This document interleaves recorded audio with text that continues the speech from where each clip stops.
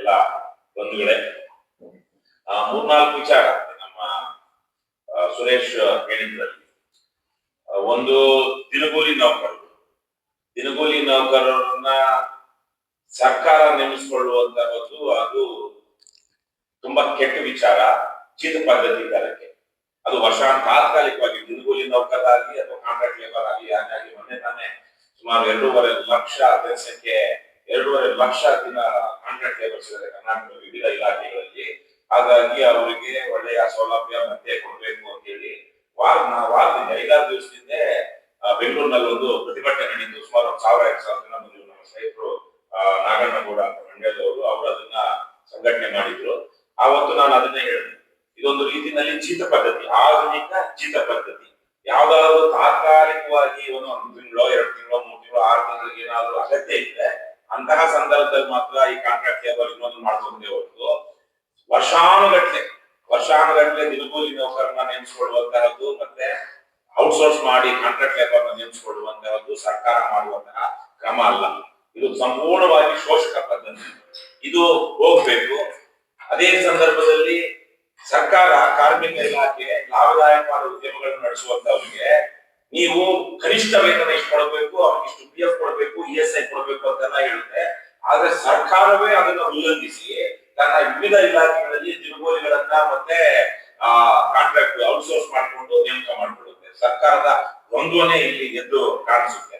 ಮತ್ತು ಯಾವ್ದಾದ್ರು ಸಂದರ್ಭದಲ್ಲಿ ಮುಂದಕ್ಕೆ ಏನಾದ್ರು ಒಳ್ಳೆ ದಿವಸಗಳು ಬರ್ಬಹುದು, ಒಳ್ಳೆ ಸಂಬಳ ಬರ್ಬಹುದು, ಒಳ್ಳೆ ಪರ್ಮನೆಂಟ್ ಆಗ್ಬಹುದು, ಶಾಶ್ವತವಾಗಿ ನಮ್ಗೆ ಸೌಲಭ್ಯಗಳು ಸಿಗಬಹುದು ಅಂತ ಒಂದು ನಂಬಿಕೆ ಮೇಲೆ ಸೇರ್ಕೊಳ್ಳುವಂತಹ ಈ ನೌಕರರು ನಿಮ್ಮಂತವರು ಈಗ ವಿಶೇಷವಾಗಿ ನಾವು ಈ ಝೂಗಳ ವಿಚಾರವನ್ನು ಮಾತಾಡ್ತಿರೋದ್ರಿಂದಾಗಿ 1 ವರ್ಷ 2 ವರ್ಷ 3 ವರ್ಷ 5 ವರ್ಷ ಆದ್ಮೇಲೆ 30-35 ದಾಟ್ಕೊಂಡು ಬಿಟ್ಮೇಲೆ ಅವನು ಬೇರೆ ಯಾವ ನೌಕರಿಗೂ ಹೋಗೋದಿಕ್ ಬೇಕಾದಂತಹ ಸ್ಕಿಲ್ಸ್ ನ ಬೆಳೆಸ್ಕೊಂಡಿರೋದಿಲ್ಲ.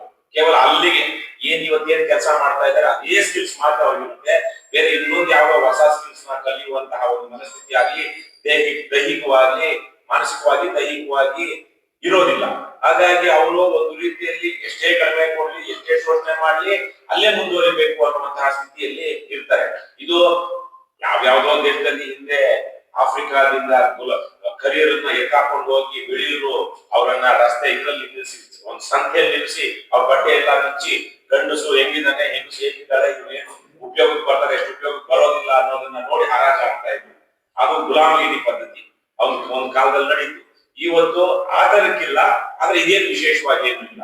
ಇವತ್ತು ಆಧುನಿಕ ಚಿತ್ತ ಪದ್ಧತಿ ಸರ್ಕಾರ ದಿನಗೂಲಿ ನೌಕರನ್ನ ನೇಮಕ ಮಾಡಿಕೊಂಡು ಅವ್ರನ್ನ 16 ವರ್ಷ ಇಟ್ಕೊಂಡು ಈಗಲೂ ಅವರಿಗೆ ಕಡಿಮೆ ದುಡ್ಡಿನಲ್ಲಿ ಅವ್ರು ದುಡಿಸ್ಕೊಳ್ತಾ ಇರುವಂತದ್ದು ಸರ್ಕಾರ ಮಾಡ್ತಿರುವಂತಹ ದೊಡ್ಡ ಜನದ್ರೋಹಿ ಕೆಲಸ. ಇದು ಮಾನವ ಹಕ್ಕುಗಳ ಉಲ್ಲಂಘನೆ.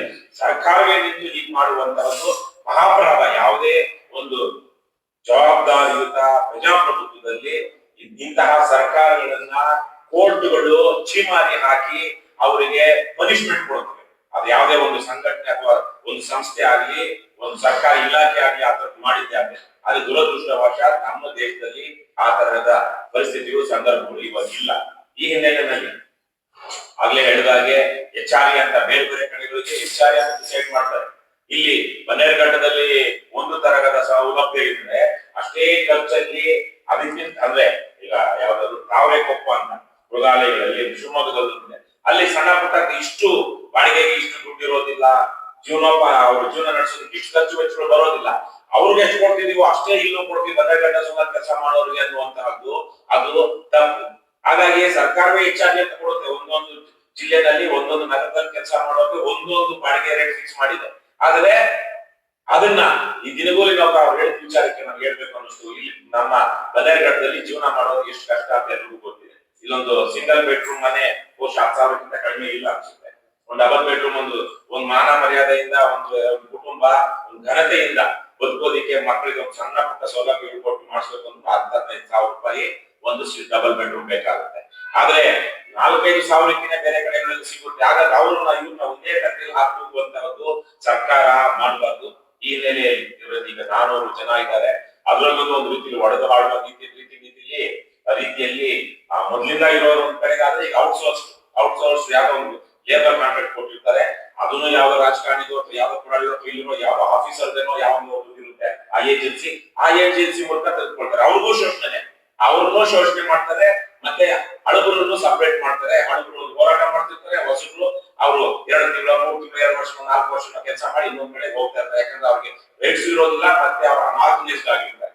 ನೀವು ಆ ಹಿನ್ನೆಲೆಯಲ್ಲಿ ಇದೊಂದು ರೀತಿಯಲ್ಲಿ ಬಹಳ ಸುಲಭವಾಗಿ ಅವರು ತಂತ್ರ ಉಟ್ಕೊಂಡ್ಬಿಟ್ಟಿದ್ದಾರೆ. ಆ ಹೊಸದಾಗಿ ಏನ್ ಏಜೆನ್ಸಿ ಮೂಲಕ ಬರ್ತಾರೆ ಅವರು ಮತ್ತೆ ನೀವು ಒಗ್ಗಟ್ಟಾಗಬಾರ್ದು ಅನ್ನುವಂತಹ ಒಂದು ತಂತ್ರ. ಅದ್ರ ಜೊತೆ ಇನ್ನೊಂದು ನೋವಿನ ಸಂಗತಿ ಏನು ಅಂದ್ರೆ, ಇಲ್ಲಿ ಬನ್ನೇರುಘಟ್ಟದ ವಿಚಾರ ಕೇಳೋದಾದ್ರೆ ಹಲವಾರು ಜನ ಇಲ್ಲಿ ಕೂತಿರುವಂತವ್ರು ಇಲ್ಲೇ ಹುಟ್ಟಿ ಬೆಳೆದಂತವ್ರು ಮತ್ತೆ ನಿಮ್ಮ ಜಮೀನುಗಳನ್ನ ಈ ಝೂ ವಿಚಾರಕ್ಕೋ ಬೇರೆ ವಿಚಾರಕ್ಕೋ ಇಲ್ಲಿ ಭೂಸ್ವಾಧೀನ ಮಾಡ್ಕೊಂಡಿದ್ದಾರೆ ಅಲ್ವಾ. ಒಂದಷ್ಟು ಜನ ಹೇಳಿದ್ವಿ ಒಂದ್ಸಲ ಹಿಂದೆ ಜಮೀನು ಹೋಗಿದೆ ಅಂತ ಹೇಳಿದ್ರಲ್ಲಪ್ಪ, ಭೂಸ್ವಾಧೀನ ಮಾಡ್ಕೊಂಡಿದ್ದಾರೆ, ಸರ್ಕಾರ ಅಕ್ವೈರ್ ಮಾಡ್ಕೊಂಡಿದ್ದಾರೆ. ಕೊಟ್ಟಿದ್ದು ಕವಡೆ ಕಾಸಿನಷ್ಟು ಪರಿಹಾರ ಅವಾಗ. ಮತ್ತೆ ನಿಮ್ಗೆ ಉದ್ಯೋಗ ಕೊಡ್ತೀವಿ ಅಂತ ಹೇಳಿ ಯಾವ ಉದ್ಯೋಗ ಕೊಟ್ಟಿದ್ದಾರೆ? ದಿನಗೂಲಿ ಉದ್ಯೋಗ. ದಿನಗೂಲಿ ಇಷ್ಟು ಉದ್ಯೋಗವನ್ನ ನೀವು ಗಾರೆ ಕೆಲಸ ಕಲ್ತಿದ್ರೆ ತಿಂಗಳಿಗೆ 34,000 ರೂಪಾಯಿ ದುಡಿತಾ ಇದ್ವಿ.